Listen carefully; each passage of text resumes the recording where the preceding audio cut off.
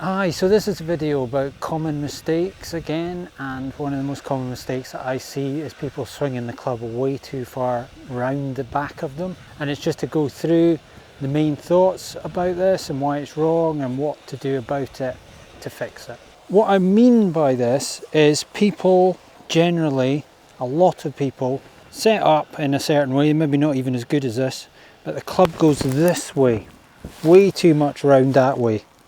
Now it comes back different ways. You get some people that come back on the same angle, and that swing is obviously out to the right, and they have to close the face and all sorts of things to get that club to come back. That's actually quite rare. What mainly happens is you get a figure of 8, so you get in this way and then back over the top. And the reason for that is a lot of the time, I've been through this a million times, but accidentally people are blissfully unaware, but they're aiming miles to the right. They go in this way and then back over to the target. So they get this over the top action, but actually they swung on the inside. And a lot of the time they're told that if they go on the inside, that's a draw, that's where the good shots come from. But actually if you do it too much, it can be really quite disastrous. I like to explain it to people in these terms. If you imagine you've got 2 glass walls up the side of you, really thin, fragile glass, starting at this red line, going up in the air, another one here going up in the air. You should be able to swing and hit a shot without smashing those bits of glass. So if you set up like this, and I've got the club right next to that bit of the glass at the front of me, and I've got a little bit of room at the back, but pretty close as well. And if I take that club as much as I can straight back, so I've got room in here, straight back and up over my shoulder, I haven't smashed this glass behind me. And then when I come through, I haven't smashed the glass on the front of me and through to the middle.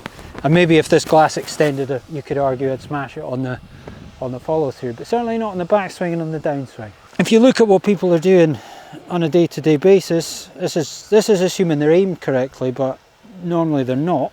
But if we just take it in terms of the swing path, smash on the way back, and then on the way forward, smash on that side and smash on that side.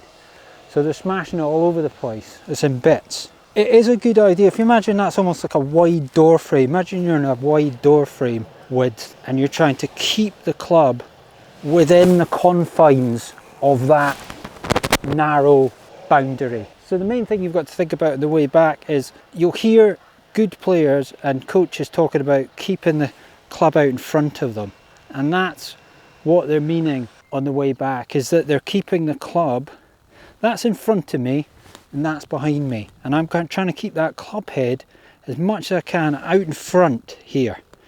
So I get to this sort of point here, it's on line with my feet, and then from there I'm just turning the shoulders up over this right shoulder and then back down, hopefully the same way I came. All of this, I must put a caveat in, doesn't work if you're accidentally aiming right, because all you'll ever want to do is swing across yourself. But that's for another time, that's in another video.